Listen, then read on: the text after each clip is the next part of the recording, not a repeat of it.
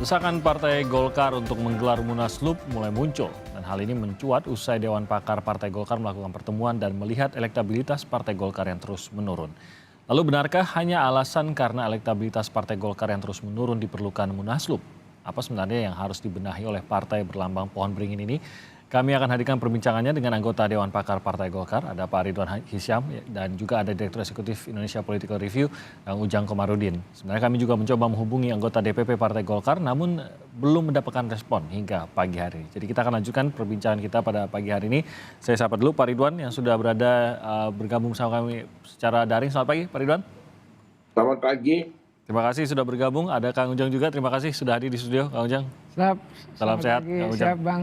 Jadi ini munculnya nih antara jadi terasa perlu tidak perlu atau bagaimana sebenarnya ini. Tapi tadi kita sudah menghadirkan mungkin logika di balik apa yang akhirnya mencuatkan Munaslup ini yang dikabarkan sudah mulai ada dukungan menuju ke arah sana. Tapi di sisi lain juga apakah dukungan itu dari dalam partai sendiri sudah terbentuk dan seberapa besar ini probabilitas ini akan terjadi. Saya ke Kang Ujang terlebih dahulu. Apakah memang momen ini menjadi momen di mana kalau Golkar bisa dibilang ada urgensi pada saat ini harus ada perbaikan besar-besaran, terutama menjelang 2024, ataukah menurut Anda ini kan kalau kita bisa bilang ada sedikit gejolak nih di dalam partai. Apakah justru akan bisa melukai elektabilitas Golkar di 2024 nanti, Kang Ujang? Yang pertama begini, Bang. Ini kan Golkar ini bukan yang pertama. Lihat saja ketika 2014. Bahkan terpecah jadi dua. Ada Munas Bali dan Munas Ancol. Jadi kalau hari ini menjelang pemilu 2024, lalu ada pergerakan-pergerakan katakan adalah kader ya yang ingin melakukan gerakan Munaslup. Saya sih melihat sesuatu yang yang tidak aneh. Karena di masa lalu juga sering terjadi seperti itu. Nah, poinnya kenapa ini terjadi? Ya, ini ada juga rentetan kejadian-kejadian yang sebelumnya. Saya melihat begini, saya lama Bang dekat dengan senior-senior di Golkar. Jadi saya mengetahui betul anatomi Partai Golkar. Jadi Partai Golkar ini partai besar ya memang yang sejatinya jangan sampai pemilu 2024 nanti ketinggalan gerbong. Ini ada risiko itu tidak sih kalau bisnis as usual sekarang gitu? Emang ada risiko itu? Ya gini dulu, yang beban ini pertama sebenarnya persoalan Munas dulu yang menetapkan Pak Erlangga sebagai capres Partai Golkar. Nah ini menjadi beban. Kenapa menjadi beban? Karena Pak Erlangga tidak cukup layak terkait dengan persoalan elektabilitas. Itu pertama dulu. Ini kan kader Partai Golkar di banyak daerah ini mohon maaf kecewa dengan itu gitu loh. Yang kedua persoalan elektabilitas tadi. Ini kan mengganggu sebagai partai besar yang menjadi jangkar pemerintah hari ini gitu, kok mohon maaf gitu nggak bergerak terus, lokomotif gerbang Golkarnya itu mohon maaf terkendala dengan adanya mohon maaf kejadian-kejadian tadi, termasuk mohon maaf persoalan Pak Erlangga yang elektabilitasnya tidak pernah naik. Ini persoalan. Nah oleh karena itu disumut misalkan, ya, itu juga kader di sana udah terbelah, cepat diredam oleh ketua DPD-nya. Ini juga menjadi persoalan. Nah dari itu semua saya melihat kalau Golkar ingin bangkit ya pertama tentu konsolidasi. Apakah Pak Erlangga mampu mengkonsolidasikan diri seluruh kekuatan yang ada di Golkar nih? Baik elitnya maupun kadernya harus bersatu nih pertama. Yang kedua, apakah Pak Erlangga mampu tadi ya meredam gerakan-gerakan ya kader-kader Golkar yang menginginkan Munaslup? Mampu enggak? Nah indikator Munaslup ini hadir ada katakanlah ya, nggak tahu terjadi atau tidak. Ini apa? Terkait dengan pemeriksaan Pak Erlangga di Kejaksaan. Ini indikator. Indikator bahwa sesungguhnya gerakan Munaslup jalan. Saya dengar kabar nih Bang, betul atau tidak ya bisa diklarifikasi nanti. Pemeriksaan Pak Erlangga itu sudah lama, ini kasus lama. Si VO itu kasus lama. Dan di Kejaksaan tuh di kepala Kejaksaan sudah lama berkas itu. Kenapa ditandatangani baru kemarin gitu loh? Nah artinya persoalannya tidak hanya sekitar persoalan Munaslup, ada kaitan dengan persoalan hukum. Kenapa gerakan ini jalan? Ya karena tadi ada persoalan hukum yang diduga ya terkait dengan Pak Erlangga dan itu bisa memperlemah Pak Erlangga. Berarti memperkuat alasan untuk terus berjalan lah. Nah kira-kira seperti itu Pak. Saya ke Pak Ridwan. Sebenarnya apakah itu urgensi utamanya Pak Ridwan? Apakah kalau tadi Kang Ujang menggambarkan ada suara dari bawah yang menyadari Pak Ketum, elektabilitasnya ini justru akan bisa merugikan Partai Golkar kalau secara diteruskan pencalonannya begitu. Sehingga inilah yang menjadi poin utama yang harus diputuskan dan diputuskan melalui Munaslup, Pak Ridwan. Ya, jadi gini, tadi saya sepakat sama Kang Ujang itu ya, bahwa Golkar ini adalah partai besar dan paling tua, dan terutama pengurus-pengurusnya, kader-kadernya sampai di bawah itu orang-orang yang rasional. Jadi ini diawali dengan Pak Erlangga dicalonkan menjadi calon presiden di dalam Munas 2019. Ya. Sudah cukup lama, kalau di kita sampai hari ini 3,5 tahun, hampir 4 tahun nanti kalau bulan Desember. Nah, tetapi satu kata pun dari Pak Erlangga belum pernah mengatakan saya bersedia. Ini yang jadi masalah. Bagaimana elektabilitas bisa naik? Rakyat tahunya Pak Erlangga bukan calon presiden. Karena apa? Dia tidak pernah menyatakan bahwa saya calon presiden, saya siap untuk jadi calon presiden. Kan akhirnya teman-teman kader-kader yang di bawah ini bingung. Hanya didoktrin, Erlangga presiden, Erlangga presiden. Tapi yang bersangkutan tidak pernah menyatakan saya siap menjadi calon presiden. Seharusnya itu disampaikan paling tidak setahun yang lalu. Dan saya sudah menyampaikan langsung dan malah waktu itu sudah diekspos bulan Juli 2022. Saya katakan bahwa Pak Erlangga harus menyatakan bersedia. Apabila kalau ada masalah di kabinet, ya harus mundur dari kabinet. Mundur dari kabinet itu bukan hal yang tabu, karena Akbar Tanjung itu Mensesnek. Begitu dia jadi ketua umum Partai Golkar di zamannya Pak Habibie, Pak Akbar memilih jadi ketua umum Partai Golkar, membesarkan partai, dan alhamdulillah 2000 tahun 99 Partai Golkar tidak hilang, masih bertokol nomor 2, dan tahun 2004 menjadi nomor 1 pemenang pemilu. Nah, ini Pak Erlangga tidak melakukan itu harus adalah pilihan-pilihan. Apakah terus jadi kabinet atau menjadi ketua umum partai? Tidak boleh digabung dua, tidak boleh. Satu hal yang tidak mungkin terjadi, karena berbeda. Kalau dia menjadi pembantu presiden, ya, maka dia menjadi menteri. Kalau ketua umum partai, itu dia pembantunya rakyat. Jadi harus mendengarkan rakyat, terbalik kan. Nah, inilah yang kontradiktif, sehingga kenapa elektabilitas Pak Erlangga tidak naik, tidak pernah naik, maksimal belum pernah saya lihat 0, malah. Nah, ini kan hal yang tidak masuk akal. Partai besar, jaringan kita sampai ke desa, kok tidak bisa naik, kalah dengan yang calon-calon yang bukan ketua umum partai. Jadi nah, inilah permasalahannya. Ya, kalau difokuskan lagi, itu kan satu masalah tuh, bahwa ternyata pencalonan Pak Erlangga sebagai calon presiden pun rasanya belum bergerak sepenuhnya, dan bahkan ini dari Pak Erlangganya sendiri yang bahkan belum seperti all out untuk memajukan hal tersebut gitu. Ini kan ini salah satu masalah gitu. Menyatakan saja, bahkan menyatakan saja belum gitu. Sampai detik ini tidak pernah dari mulutnya Pak Erlangga keluar saya siap jadi calon presiden. Nah, ini masalahnya. Saya tanggal 26 Juni, 3 hari sebelum Idul Adha, saya bertemu di kantornya, di kantor Menko, jam 5 sore.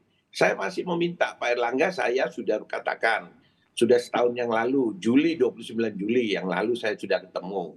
Nah, Anda tetap tidak. Sekarang masih juga tidak, maka akan jadi sesuatu. Apa alasannya, Pak Ridwan? Ya menunggu petunjuk-petunjuk, nggak tahu petunjuknya dari mana gitu loh. Jadi belum bisa secara bulat menyatakan. Itu kalau padahal petunjuk sudah jelas, keputusan Munas kan 2019, tapi Pak Erlangga masih nunggu petunjuk yang lain. Nah, itu mungkin belum dapat wangsit mungkin, jadi jadi belum menyatakan. Berarti akhirnya bingung kader yang dibawa, termasuk para pengurus itu semuanya. Nunggu momentum mungkin, Pak Ridwan, tapi kita nggak tahu. Saya pikir nunggu momentumnya gitu. Nah, itu sebenarnya masalah terbesarnya, ataukah yang tadi Anda sebutkan sebagai bahwa apa yang bisa disebut sebagai tanda kutip kegagalan Pak Erlangga untuk mempertahankan elektabilitas Partai Golkar? Ya, kalau elektabilitas Partai Golkar beda lagi. Itu di poin ketiga di dalam keputusan Dewan Pakar, di mana Pak Erlangga diminta untuk menyapa rakyat, itu poin ketiga. Karena terus terang bahwa eh, ketua umum ini sangat jarang sekali untuk turun ke bawah gitu. Nah itulah yang menjadi masalah. Beda dengan partai-partai yang lain. Itu partainya dia juga ada di kabinet ya, tapi elektabilitasnya tertinggi. Ini kita turun terus loh, sampai 2 hari yang lalu ada lagi dari mana itu turun lagi sudah. Nah ini saya kira kebijakan yang dibuat di DPP ini juga perlu dievaluasi. Saya tidak menyalahkan ketua umum sendiri karena DPP itu banyak orang, ada 200 orang, terutama para pengurus harian ini kerjanya apa gitu loh. Mereka itu kerja apa? Ya memang ketua umum tetap menjadi fokusnya, tapi kan harusnya para wakil ketua umum, para ketua-ketua, para sekjen, Pak Sekjen ini kan juga jangan cuma perintah-perintah saja, tapi apa yang diperbuat untuk partai ini untuk menaikkan elektabilitas. Nah, ini semua tidak ada, tidak terasa di bawah. Saya saja kader yang ada di Jawa Timur belum pernah Pak Erlangga turun secara khusus untuk ke daerah-daerah, itu belum ada. Kalau pernah datang sekali cuma peresmian kantor atau kegiatan eksekutif yang nanti sorenya acara Golkar, itu pun juga sangat minim sekali selama hampir 4 tahun ini. Kalau kader setahu saya memang bergerak terus di bawah gitu. Jadi sebenarnya bukan pergerakan kader yang dimasalahkan ya, tapi ya ketua umumnya yang tidak yang kurang sering bergabung bersama kader ke bawah gitu ya, Pak Ridwan. Bukan juga gini ya. Partai ini Golkar ini dia punya 2 kader. Satu kader fungsional, kayak saya ini kader fungsional ya. Terus ada kader teritorial. Jadi selama ini kader teritorial tidak tersentuh. Kader teritorial itu harus yang bekerja adalah DPP, DPD 1, DPD Kabupaten Kota. Itu yang bekerja. Nah ini tidak bekerja ini. Jadi yang bekerja di anggota DPR kayak saya untuk bikin kegiatan. Nah kader-kader fungsional saja, teritorial tidak pernah tersentuh. Makanya setiap pemilu ya terakhir, terutama pemilu 2019 kemarin, orang yang mencoblos partai Golkar tidak lebih dari 20% yang coblos partai. Yang mayoritas 80% mencoblos orang. Makanya suara Golkar itu turun terus. Dari zaman Akbar Tanjung 126 kursi, turun jadi 109, turun 91, kemarin turun jadi 85. Kalau ini tidak dirubah strategi pemenangan pemilunya Partai Golkar, saya yakin 2024 akan turun lagi. Saya sudah memprediksi tinggal 70 kursi, 70-an kursi. Itu saya sampaikan kepada Ketua Dewan Pembina, dalam hal ini Bang Ical, saya sudah ketemu. Ke Pak Akbar Tanjung sudah, ke Pak Agung Laksono bolak-balik, karena saya ini kan anak buahnya di Dewan Pakar. Nah malah ke Opung saya tidak pernah, karena memang saya kan jarang bertemu dengan Opung, meskipun saya dengan Opung LBP itu sudah lama, mulai tahun 90-an saya sudah kenal pada saat Opung menjadi Danrem, saya Ketua Umum HIPMI Jawa Timur pada waktu itu. Oke, saya ke Kang Ujang, benarkah yang dilihat itu Kang Ujang, bahwa kalau saya sih sederhana bangetnya nih Kang Ujang, melihatnya bahwa ada kecemburuan partai yang ingin lebih diperhatikan gitu. Karena kan ada 2 posisi tadi Pak Ridwan menggambarkan, menjadi Menko dan sekaligus juga menjadi ketua umum partai. Sibuknya itu partai inginkan lebih banyak kehadiran Pak Erlangga gitu. Karena partai dalam kondisi yang tadi disebutkan, yang dalam kondisi terus menurun nih elektabilitas maupun kursinya gitu. Apakah Anda melihat ini yang menjadi polemik juga? Ya betul, Bang. Begini ya, Golkar rasional. Dalam konteks survei ya yang katakanlah turun hari ini sampai 6%, itu semua kader Golkar gundah gulana. Ketika partainya turun elektabilitasnya, misalkan nanti perolehan suaranya pun sama di 2024 turun, itu kebesaran Golkar akan menurun, akan kecil, dan bergaining politiknya menjadi rendah. Ini menjadi kegelisahan bersama dari seluruh kader Golkar seluruh Indonesia. Saya meyakini. Tadi jaringan yang luas, kekuatan yang besar gitu, menjadi jangkar pemerintah. Masa iya gitu ya, dalam konteks Pak Erlangga sebagai Menko Ekonomi ya tidak mampu gitu untuk mengangkat elektabilitas sendiri termasuk partai Golkarnya. Ini kan ada sesuatu yang harus dievaluasi kalau saya objektif saja dalam menilai itu. Nah saya pernah diskusi juga Bang dengan beberapa anggota DPR Golkar, saya kenal dekat. Nah, dulu saya pernah di fraksi Partai Golkar, bahkan saya pernah jadi staf khusus ketua DPR dulu 2016 ya. Saya tahu persis, ada yang mengeluh kemarin anggota DPR Golkar ketemu saya gitu, ini di belakang layar aja Bang. Katakan ketika Pak Erlangga turun, itu mereka tidak mengontak anggota DPR-nya yang di dapil itu gitu loh. Iya, ini pengakuan mereka. Bahkan anggota DPR itu nangis-nangis. Katanya kenapa? Merasa tidak diakui. Ini problem. Oleh karena itu ya saya meminta ya kita semua ya, saya sebagai pengamat gitu, untuk membesarkan Golkar, membangun soliditas itu. Pak Erlangga turun gitu ya, ya hubungin anggota DPR di wilayah itu untuk membesarkan bersama. Ya ini yang harus menjadi evaluasi gitu loh. Jangan sampai ini waktu sudah mendekat, hanya tinggal 8 bulan lagi gitu ya. Lalu Golkar ribut dengan internalnya sendiri. Ini evaluasi total menurut saya. Masih ada waktu untuk Pak Erlangga bergerak kalau misalkan tadi itu tadi sebenarnya kan dari Dewan Pakar juga sudah mengeluarkan poin-poin yang cukup jelas. Salah satunya tadi poin 3 tadi ya, di mana Pak Erlangga itu akan lebih banyak bersentuhan dengan masyarakat. Masih ada waktu untuk memperbaiki itu. Ya tentu. Ini kita bicara misalkan pendaftaran capres-capres di Oktober. Lalu pemilihannya di bulan Februari 2024. Oleh karena itu masih ada waktu tadi ya untuk membuat pergerakan-pergerakan ya. Katakanlah untuk bisa menaikkan bukan hanya elektabilitas Pak Erlangga tetapi juga Partai Golkar yang lebih besar. Karena begini, ini kan institusi yang besar.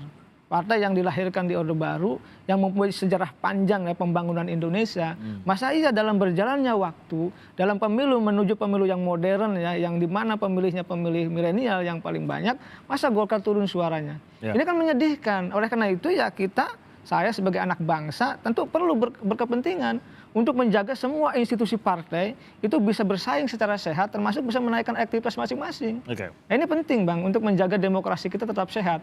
Kalau partai Golkarnya tetap besar gitu ya, tetap memiliki berganding kekuatan yang besar di parlemen, itu kan bagus juga untuk pembangunan bangsa ke depan. Pak Ridwan tadi kalau dikatakan Kang Ujang ia percaya kalau memang ada keinginan dan memang ada strategi baik yang dikembangkan, mungkin mengikuti juga apa yang diarahkan oleh Dewan Pakar untuk lebih menyentuh kepada masyarakat. Kang Ujang percaya masih ada waktu untuk memperbaiki. Apakah Pak Ridwan merasakan hal yang sama atau butuh sesuatu yang lebih lebih besar lagi berdampak? Seperti Munaslup ini kan ada bahkan potensi pergantian ketua umum. Perlukah sampai ke sana atau masih ada waktu kalau memang Pak Erlangga ini mau menjalankan seluruh mesin-mesin Partai Golkar dan juga termasuk dirinya untuk memperbaiki dan mengangkat kembali Partai Golkar ini menuju 2024? Jadi gini, masih ada waktu. Saya sepakat dengan Kang Ujang tadi ya. Oke. Karena 6 bulan ini mungkin untuk partai baru atau partai yang setengah-setengah gitu, itu mungkin sulit. Tapi buat partai Golkar kan infrastrukturnya kan sudah ada. Ya. Tinggal istilahnya dikenop dari pusat turun coba bergerak semuanya itu. Jadi sangat-sangat cukup. Makanya Dewan Pakar membuat keputusan yang nomor 1 itu, yaitu segera ya mencalonkan diri, menentukan pencalonannya secepat-cepatnya. Jadi kata-katanya tidak saya tambah, tidak saya kurangi. Secepat-cepatnya ada apa? Ya mulai hari ini. Sampai kapan? Sampai Agustus. Nah, terus poin ketiganya menyapa rakyat. Jadi itu bisa. Kenapa? Karena strukturnya Golkar, infrastrukturnya sudah ada, tinggal digerakkan. Ya. Nah, tapi kalau tidak bergerak, ya otomatis lewat barang ini. Mana mungkin orang kerja 2 bulan, 3 bulan. Makanya kita kasih waktu. Nah, tetapi harus dirubah karakternya Pak Erlangga. Ini menyangkut karakter. Mohon maaf, Pak Erlangga ini sama saya sama-sama di PII, Persatuan Insinyur Indonesia. Saya ketua Jawa Timur, dia ketua umum pusat. Jadi memang gaya kepemimpinan Pak Erlangga harus dirubah. Kalau tidak dirubah, ya tidak mungkin bisa menggerakkan dalam waktu 6 bulan. Apa yang harus diubah itu, Bang Ridwan kayaknya? Ya karakternya sama DPP-nya harus dia reshuffle. Dia harus melakukan revitalisasi, istilah saya itu. Orang-orang yang memang betul-betul berjuang untuk partai, bukan berjuang untuk kepentingan dirinya, apalagi kalau menjilat-menjilat kepada ketua umum. Ini kan kebanyakan di sana itu. Nah, akhirnya apa? Mati partainya karena tidak ada diskusi, tidak ada demokrasi yang dibuka di dalam forum itu. Ketakutan semuanya sampai ke DPD 1, DPD 2 takut semua. Karena demokrasinya nggak ada. Saya berani berbicara kenapa? Saya tidak punya kepentingan. Saya itu sudah 5 periode, mulai dari Orde Baru 97 saya sudah masuk di Senayan. Jadi apalagi yang harus saya harapkan. Saya untuk membesarkan Partai Golkar. Saya tidak pernah kemana-mana. Sejak Partai Golkar punya partai-partai baru itu, anak-anak partai, saya berapa kali diajak. Tapi saya tetap. Karena Pak, saya ketua Partai Golkar di zaman Golkar ini lagi terpuruk Ya. 99 2004 itu. Jadi tidak mungkin saya mau pindah-pindah, tapi saya Oke. tetap harus vokal dalam arti apa? Membesarkan Partai Golkar. Oke. Kalau tadi Pak Ridwan bilang bahwa ini apa sebuah karakter yang menjadi masalah begitu. Ya, Mengubah karakter rasanya tidak bisa dalam hitungan minggu dan bulan begitu. betul. Apakah masih bisa Pak Airlangga ini yang diharapkan untuk mengubah karakter tadi ini, diharapkan dari sisi Pak Ridwan lah ya, dan teman-teman yang mendukung perbaikan ini bisa mempercayakan Pak Airlangga akan mengubah karakter ini lebih terbuka lagi kepada masyarakat, lebih terbuka lagi ke bawah di Dewan Pengurus di daerah? Kalau saya karakter tidak bisa dirubah dalam waktu sekejap.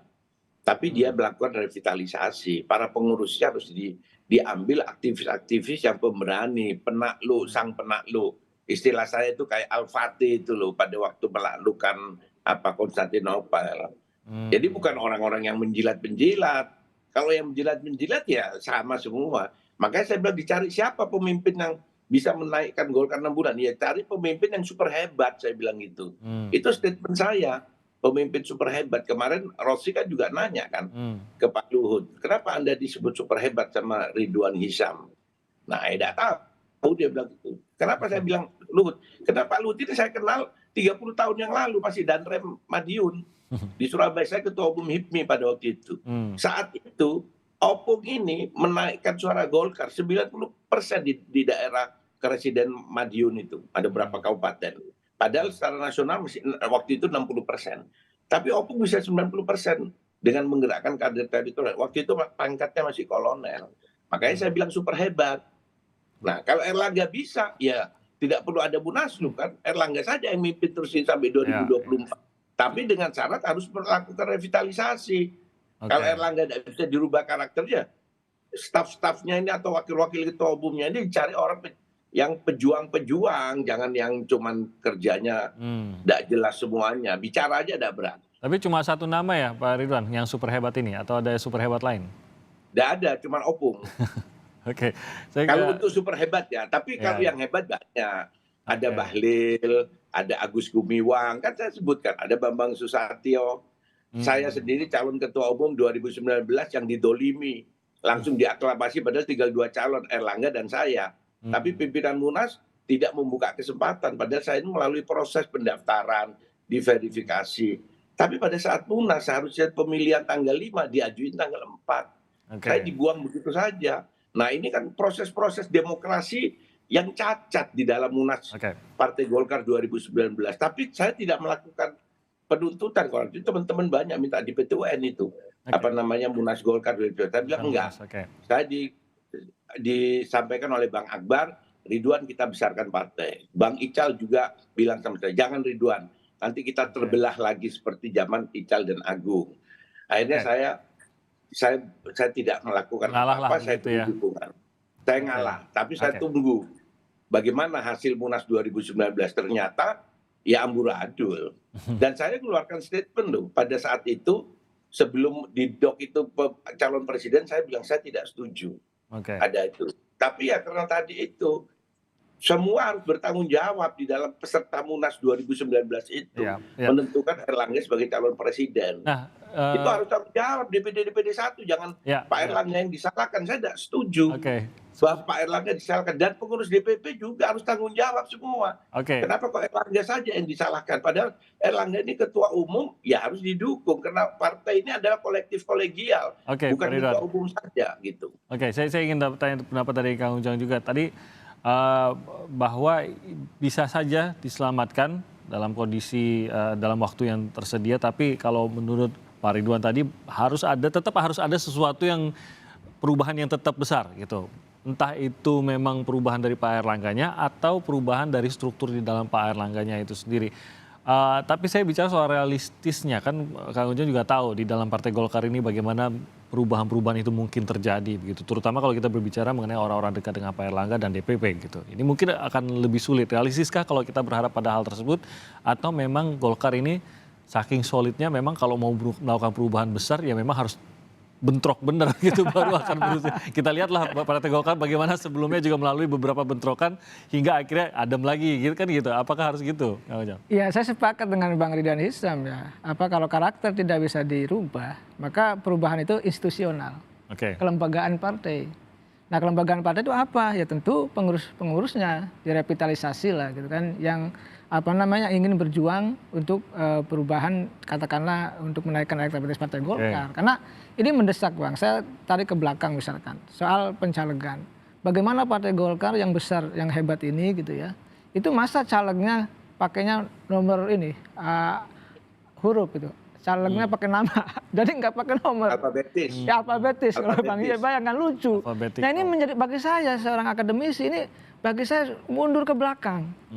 Ada apakah gitu loh. Oleh karena itu ini penting untuk kita koreksi ya dan mengevaluasi diri dari seluruh kekuatan komponen Partai Golkar. Oleh karena itu kalau kita bicara itu, nah yang kedua dari Bang Timi saya katakan emang agak berat untuk melanjutkan katakanlah tadi ya kepemimpinan yang sekarang agak kurang berani gitu.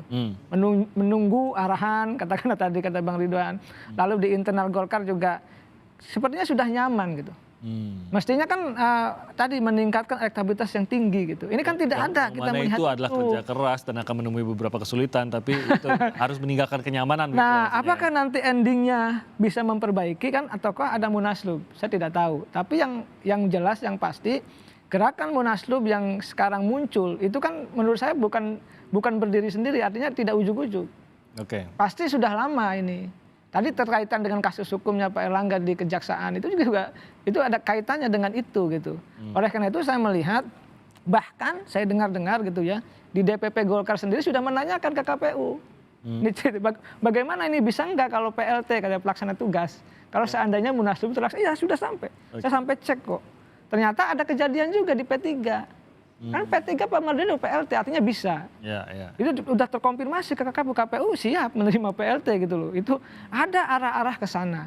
Nah yang kedua saya baca ada yang memang menginginkan munaslup gerakannya itu sekarang. Sekarang ini kan DCS belum ditetapkan daftar caleg sementara. Jadi sekarang masih ya dianggap caleg-caleg itu masih butuh Pak Erlangga.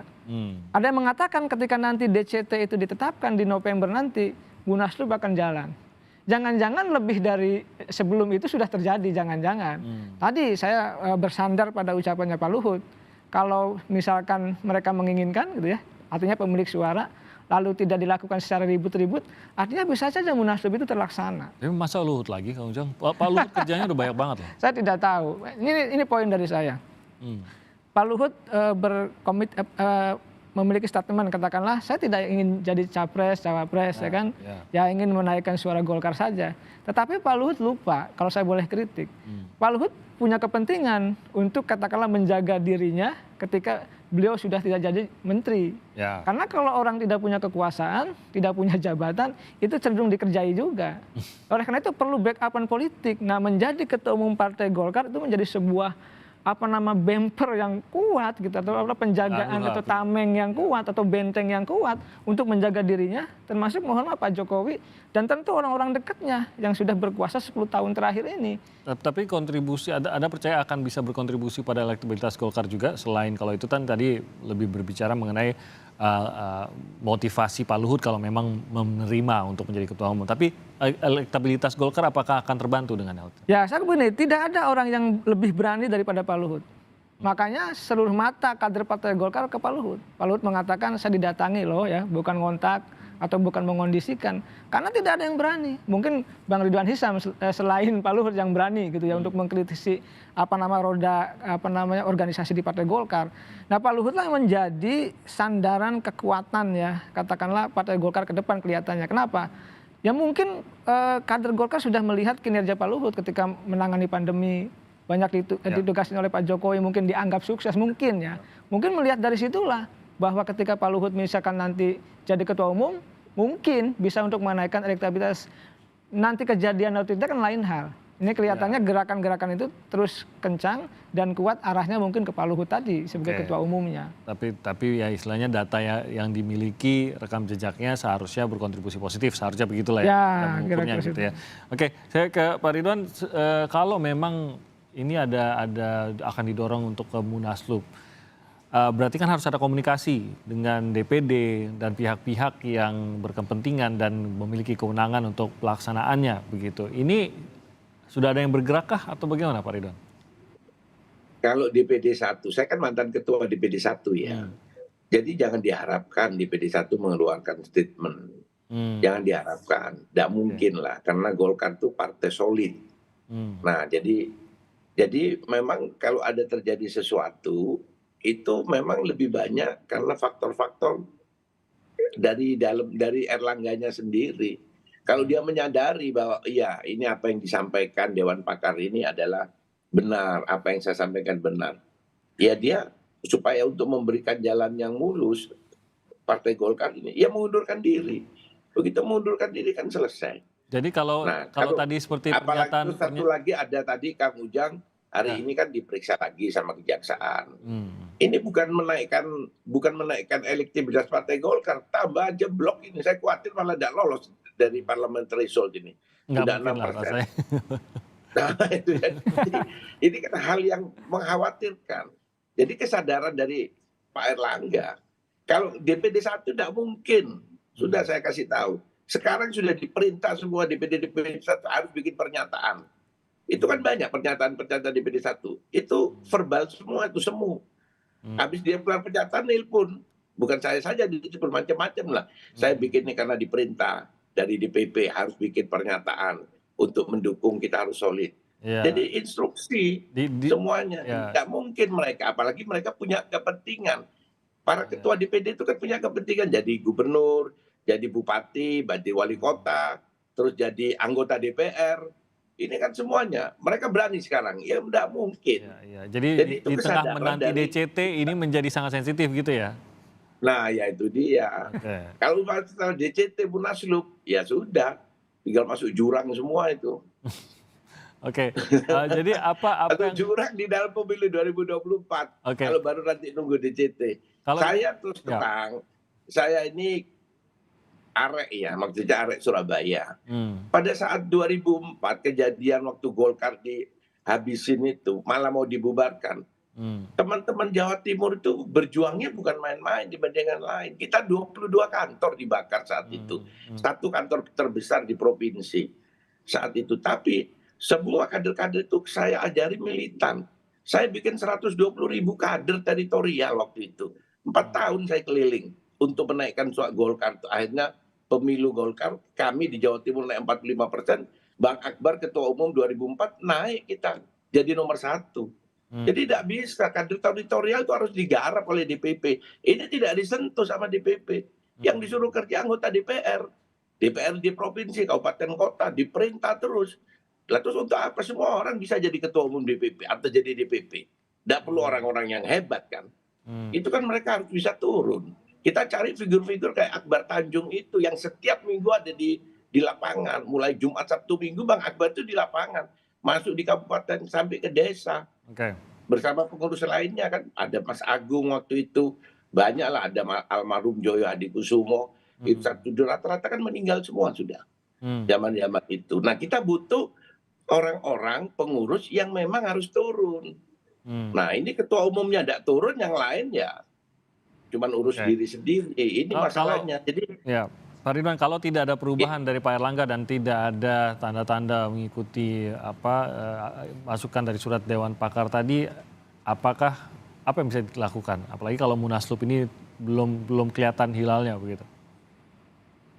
Kalau hilalnya itu biasanya kalau beda sama Saudi beda sehari 2 hari. Jadi ya sabar mungkin aja dalam gitu waktu dekat. Kalau saya kalau ditanya kapan Munaslup, saya tidak bisa bilang. Tapi karena Mas Timothy bilang hilal, ya berarti dalam waktu dekat itu. Karena hilal tidak mungkin beda setahun 2 tahun. Ya bisa-bisa cuma hitungan hari saja. Oke. Jadi kita akan lihat dan kita tunggulah bagaimana kabar dari Partai Golkar. Kang Ujang, mungkin sebagai penutup, mungkinkah sebenarnya apa yang saat ini sedang dibicarakan banyak orang, Pak Erlangga tampaknya memiliki kedekatan dengan Pak Jokowi, tentu saja dengan pemerintahan sampai saat ini. Kalau digoyang rasanya, apakah ya rasanya akan perlu Pak Jokowi harus mengetahui hal ini gitu. Pak Jokowi mungkin ada yang akan mengatakan ya diizinkan atau tidak begitu istilahnya. Mungkin saja ini pemikiran beberapa pihak. Mungkinkah ini akan digoyang Pak Erlangga ini?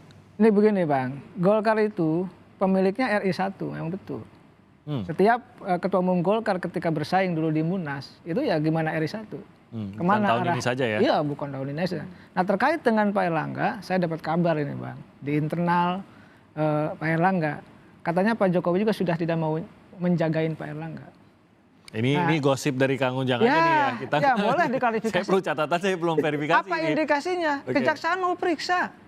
Kasus lama. Kasus yang lama mau periksa. Artinya kan ada yang dorong. Siapa yang dorongnya saya tidak tahu. Nah ini kan bagian daripada gerakan-gerakan yang munaslup lah. Secara politik. Jadi saya melihat apa yang saya dapatkan informasi itu ya menurut saya ya seakan-akan pembenarannya pada saat melihat itu ya, gitu ya. Dan itu Mas Timothy, saya Pak Ridwan. bisa ini potong sedikit Kang Ujang, mohon maaf ini. Ya silakan Bang. Jadi Golkar itu punya doktrin namanya karya siaga gatra praja atau karya kekaryaan. Itu sejak awal sampai hari ini tidak berubah meskipun Golkar sudah menjadi partai Golkar. Karya siaga gatra praja itu artinya setiap kader Golkar harus bekerja secara profesional di bidangnya masing-masing. Gatra praja membela pemerintah, menjadi tamengnya gatra praja pemerintahan. Jadi siapapun ketua umum partai Golkar, panglima tertingginya pasti presiden. Orang dia di dalam rangka untuk menjaga pemerintah kok. Jadi tadi Kang Ujang benar bahwa ya Pak Jokowi. Jadi bukan siapa-siapa. Dan Erlangga terpilih itu ya Pak Jokowi memberi restu. Coba pada waktu itu Pak Jokowi memberi restu saya yang terpilih. Nah itu. Cuma salahnya teman-teman Munas pada waktu itu, dia lupa dengan paradigma baru Golkar, bahwa Golkar ini adalah partai yang demokratis. Jadi apa yang diperintah oleh RI1 dimakan telan-telan, tidak boleh ada yang maju. Harus aklamasi. Nah itu salah. Harusnya partai Golkar demokratis. Prosesnya demokratis Prosesnya saja. tetap demokratis. Hasilnya nanti bahwa Erlangga terpilih, oke. Dan saya ngerti itu. Pasti saya akan di dalam proses itu akan mundur. Malah yang lain dimundurkan. Saya tidak mau waktu itu mundur. Saya bilang salah apa saya disuruh mundur. Saya itu sama Erlangga kalau masalah pengalaman partai, saya lebih berpengalaman, lebih lama. Saya pernah menjadi pemimpin partai Golkar di provinsi. Nah itu kenapa saya harus mundur. Jadi demokrasi yang dilakukan pada saat Munas Golkar 2019 itu tidak dijalankan. Padahal kita sudah masuk kepada paradigma baru partai Golkar. Golkar partai demokratis, Golkar partai yang modern, Golkar partai yang mandiri, terus partai yang mendengarkan suara dari bawah. Dulu zaman Pak Harto kan dari atas. Baik, Pak Ridwan, ini kita jadi paham kenapa selalu kalau membicarakan Golkar itu seperti seakan-akan tempatnya itu di sisi pemerintah, yaitu partai pemenang begitu loh, selalu berpihak pada partai yang pemenang gitu ya. Anggaran dasar, anggaran rumah tangga. Nah itu dia, jadi kita kebayang. Jadi pada waktu Gus Dur terpilih jadi presiden, kita pendukungnya Gus Dur. Habis itu Bu Mega, ya kita dukung Bu Mega. Kalau SBY memang dulu kan Golkar, ya kan. Berarti fitur itu siapapun terpilih, siapapun presidennya, karena itu doktrin Golkar. Kalau tidak, rubah dulu ADRT Golkar. Dan siapapun ketua umumnya pasti sikap Golkar terhadap hal itu pasti akan sama. Setidaknya kita dapatkan gambaran itu gitu ya. Baik, Pak Ridwan terima kasih banyak atas waktunya. Kang Ujang juga terima kasih. Sama-sama Bang. Waktu banyak kita dalami lagi tadi ke sana. Sekali lagi kita sudah mencoba mengundang dari pihak DPP Partai Golkar, namun sampai saat ini belum mendapat kabar balik, sehingga mungkin kita berikan kesempatan dalam lain kesempatan untuk bisa memperbincangkan hal yang sama. Kita lihatlah bagaimana nanti hilalnya Munaslup ini. Kita berterima kasih sekali lagi. Pak Ridwan salam sehat dan juga Kang Ujang salam sehat. Sampai bertemu lagi dalam lain. Salam sehat. Selamat pagi.